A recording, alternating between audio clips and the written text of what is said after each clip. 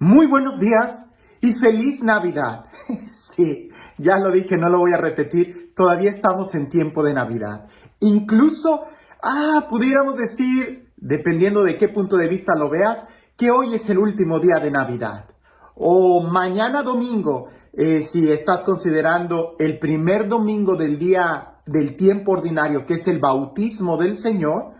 O estás considerando el primer domingo como el del tiempo ordinario como el último día de la Navidad. Literalmente en las rúbricas de la liturgia dice que a partir del lunes, después de la fiesta del bautismo, ya es tiempo ordinario. Entonces, si todavía no le dices a alguien feliz Navidad, hoy puedes hacerlo. Ya mañana será un poco dudoso y definitivamente el lunes ya estamos en tiempo ordinario. Pero bueno, eso es lo de menos. Lo importante es el Evangelio. Cuando leía el Evangelio en este día, en verdad que había algo nuevo. Dios siempre dice cosas nuevas.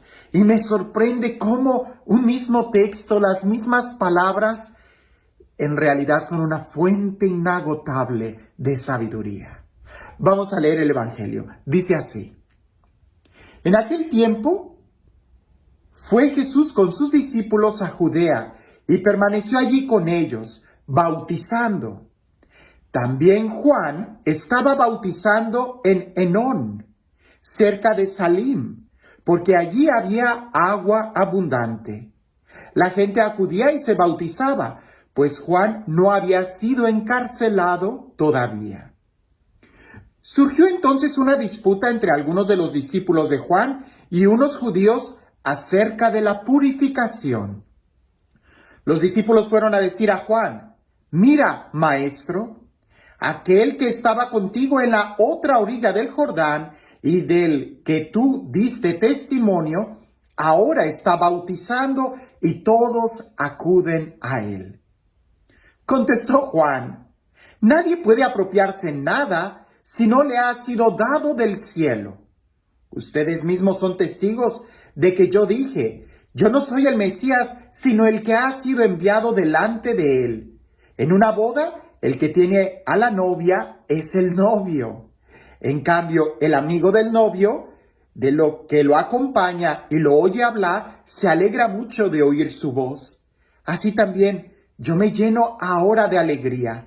Es necesario que él crezca y que yo venga a menos. Y digo que es un texto muy lleno de sabiduría y que Dios siempre dice cosas nuevas, porque aunque en otro tiempo he hablado de diferentes puntos de vista sobre este evangelio, cuando lo leía, y quizás porque en este tiempo he oído muchos comentarios familiares de problemas conyugales. Tú sabes, esos problemas conyugales siempre suceden. Hay que esperarlos, hay que estar listos para cuando sucedan. Cuando leía este evangelio, me venían mucho esos recuerdos, esos problemas. Y decía, aquí hay algo de sabiduría en este texto. Lo podemos aplicar. Porque cuando tú no tienes bien claro cuál es tu propósito, cualquier cosa va a ser discusión. Cualquier cosa va a ser un problema. Y yo pienso en los matrimonios, pero indudablemente cualquiera que sea tu vida, tu propósito, tu dirección, si tú no tienes bien claro a dónde quieres llegar, todo va a ser un problema, todo va a ser una discusión. En el matrimonio, cuando la pareja no tiene bien claro cuál es el propósito de que estén juntos, cuando se les olvidó el por qué se casaron, ahí es donde todo va a ser problema. La comida, la educación, el carro, el dinero, la suegra, todo va a ser un problema. Aquí nosotros vemos este ejemplo. Veamos el contexto. Jesús está bautizando, es algo muy bueno. El ministerio de Jesús empieza a crecer. Juan el Bautista todavía no lo apresan, dice el Evangelio. Es algo muy bueno. Todavía se está predicando y se está preparando para la llegada del reino de Dios. Juan el Bautista es el precursor. Es muy bueno que todavía no lo hayan apresado. Pero los discípulos de Juan parecía que no entendieron bien cuál era la predicación de Juan. Porque incluso en un momento dice el Evangelio que algunos de los discípulos de Juan el Bautista empezaron a discutir con un judío sobre la purificación. ¿Para qué discuten sobre la purificación? Juan está hablando de una conversión interna. Si recordamos, la predicación de Juan es: ¿quién les ha enseñado a huir de la ira inminente de Dios? ¿Verdad? Vayan al centro, al corazón, ¿verdad? Esa es la predicación, pero los discípulos de Juan empezaron a discutir con un judío sobre la purificación.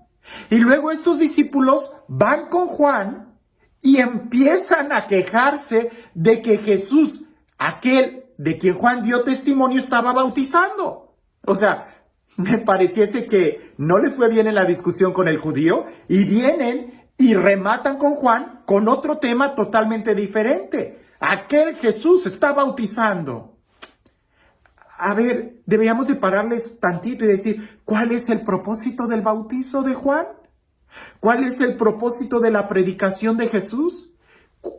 ¿Qué es lo que está mal en eso? El problema es que a veces, cuando nosotros no vemos bien claro cuál es el propósito, la dirección, vemos a cualquiera como un enemigo.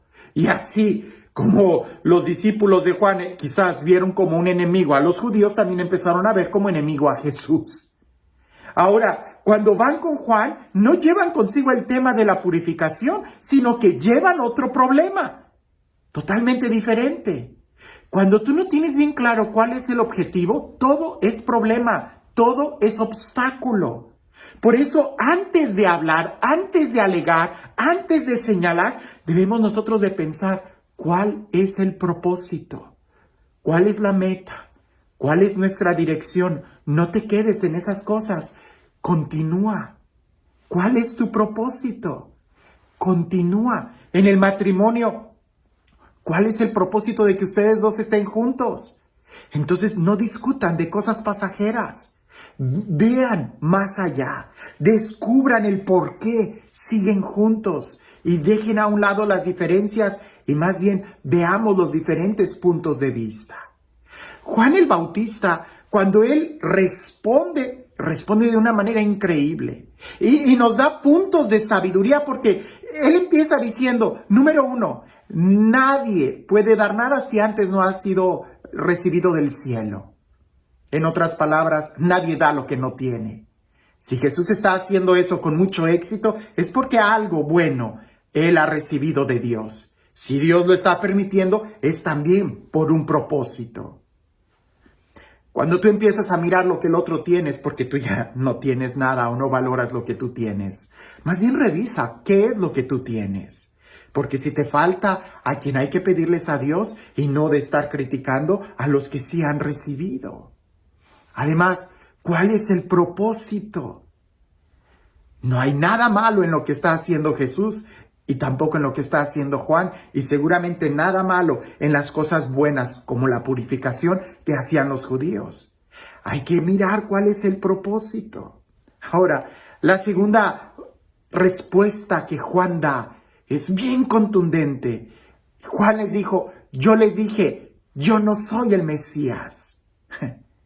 ¿Por qué esperas en mí? Yo no soy el Mesías. Y todavía señala a Jesús diciendo, ¿verdad? El novio es el que se lleva a la novia, no el amigo. El amigo se alegra al oír la voz del novio y termina diciendo, conviene que yo disminuya y que él crezca. ¿Qué significará esto para nuestra vida? Para tu vida. Hay que reconocer que, por ejemplo, en el ambiente de la evangelización, en el ambiente de la iglesia, yo no soy el Mesías, tampoco fulano de tal, tampoco el padrecito, ni siquiera el otro párroco, ni el obispo. El Mesías es Jesús y cada uno de nosotros tiene un rol diferente. ¿Quién es el novio? Jesús. Y la novia es todo el trabajo que hacemos, todo el pueblo. No me pertenecen, le pertenecen a Jesús. Y yo me alegro de que la obra de Dios continúe. En el matrimonio, ¿cuál es el propósito? ¿Para qué se reunieron? ¿Para qué están juntos? Y las diferencias y los roles diferentes que cada uno juega en el papel del matrimonio, tiene que quedar bien claro para que no estén discutiendo. Y viendo bien cuál es la dirección, conviene que yo disminuya y que él sea el que crezca. Que en el matrimonio no sea fulano de tal y sutana, no, sino ya no se pertenecen. Hay algo más grande entre ellos, por lo cual deberían de buscar. Ya el hombre soltero y la mujer soltera ya no existen. Tienen que disminuir para que crezca el matrimonio, la unión entre ellos y den abundantes frutos. En nuestra vida pastoral, mi trabajo conmigo es que yo disminuya y que sea Jesús el que lleve el centro de atención. Si no soy capaz de lograr eso, entonces no voy a llegar a ningún lado.